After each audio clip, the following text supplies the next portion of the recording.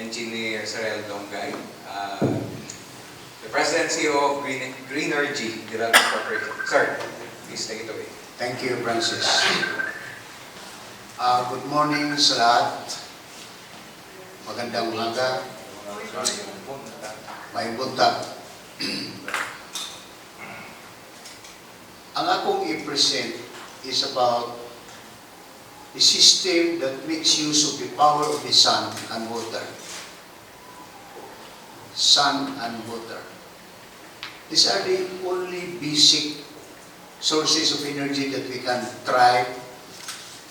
People will be able to make use of. Water is what we need because, people, human beings, is composed of 70% water. So if we have water, we can live. And the sun is actually a primary source of energy, and we can make use of this in tandem with water. Now, I have a lot of illustration, but as much as possible, i-summarize ko muna. Then, if there are particular questions, I will present some slides. No? Para mabilis ang takbo natin. The sun is actually having a mind-boggling source of energy. 38 octillion watts. Octillion means there are 9 zeros, then 29 zeros, then a lot of 9 commas. 30 octillion watts means that for every second,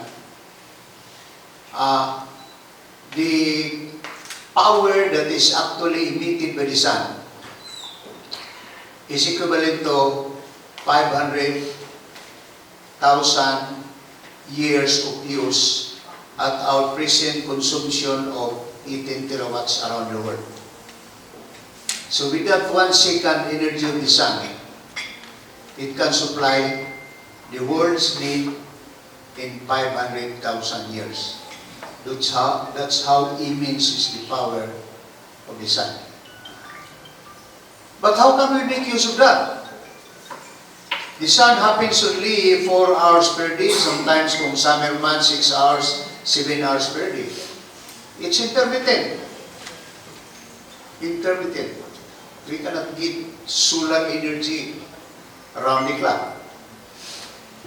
But if we will be making use of these natural resources we have, and I would like to identify that the biggest resource in Mindanao is the Pounding Lake Reservoir with 340 square kilometer of Lake Lanao. It is composed of 22 billion cubic meters of water, out of which 10% is used for energy generation. Okay.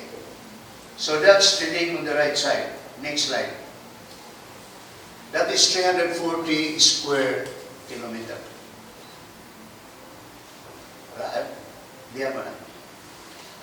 Now, that could be considered our battery, natural battery.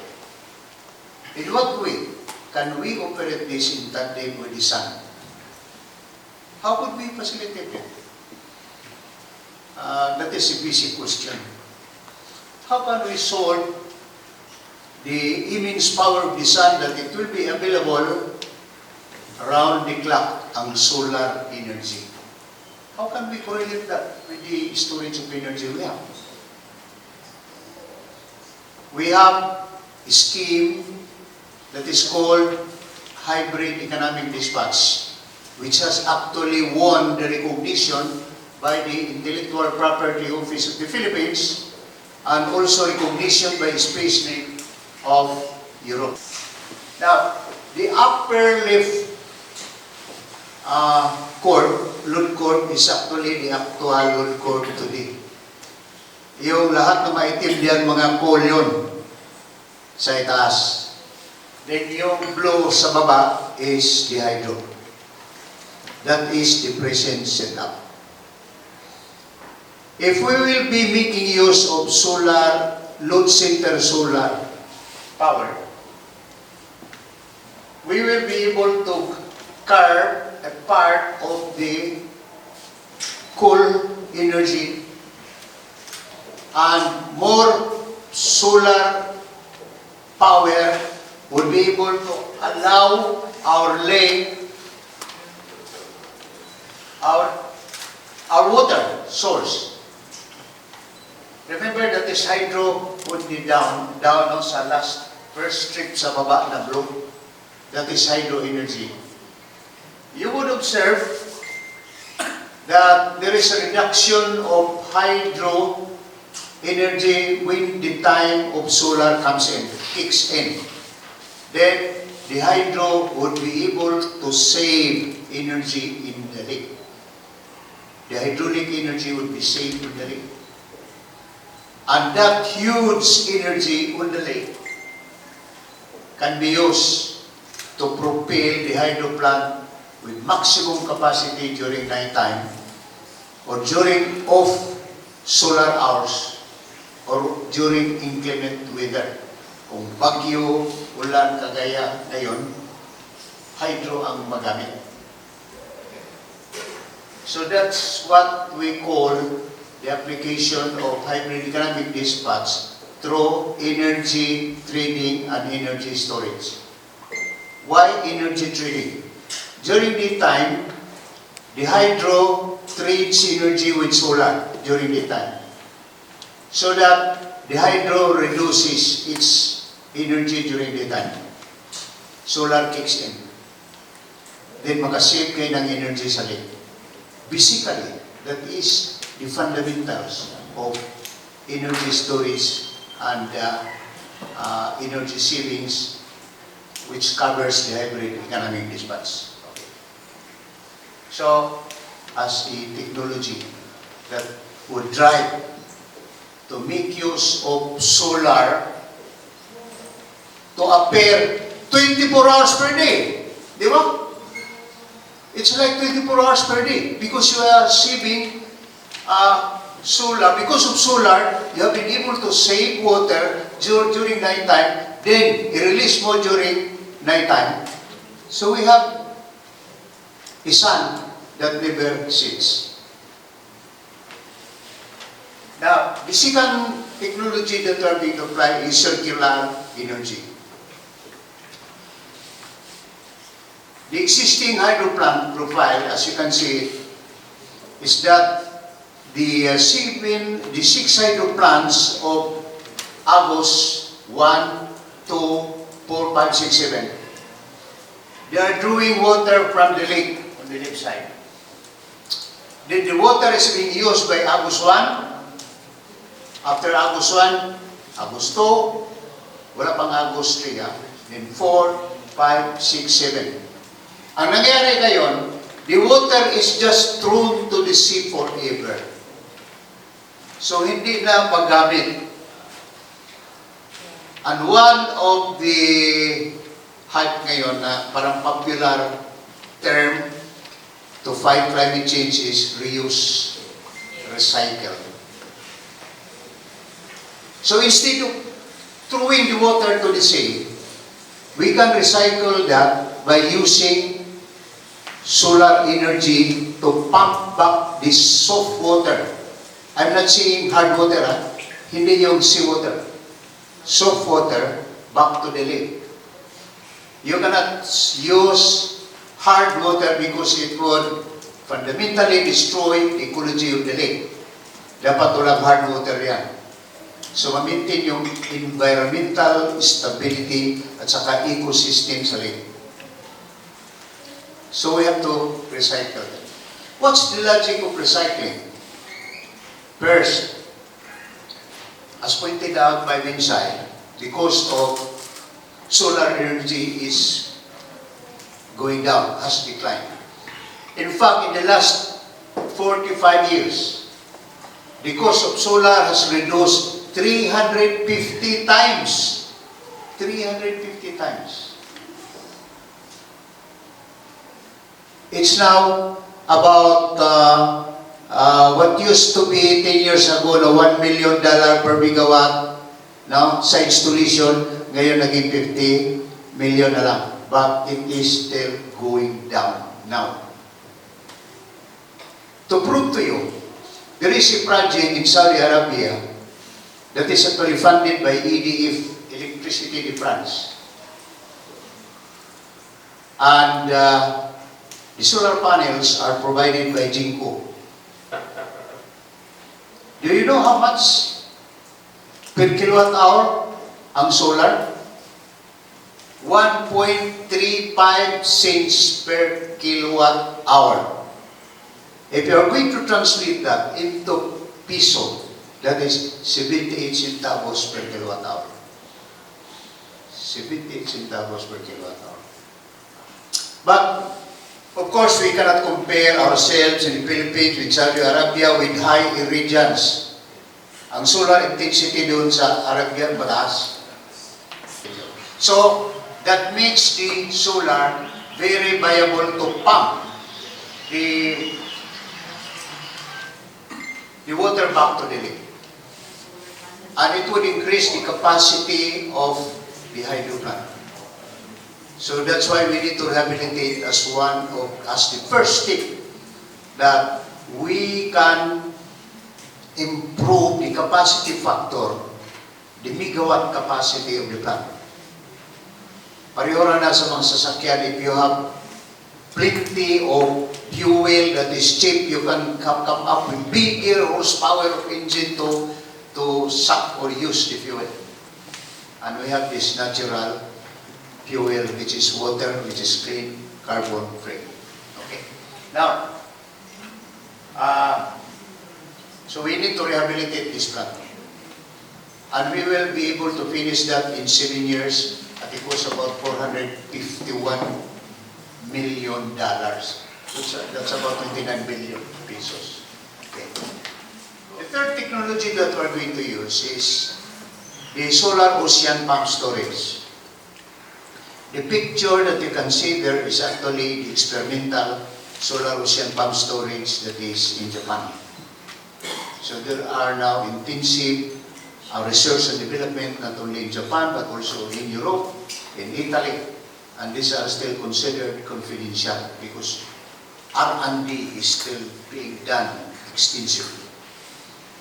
Now, what's the purpose of that storage tank at the top of the island? You can bring the water, the ocean water, you can pump the ocean water using solar. Pump it to that lake, out to that man-made, re-engineered lake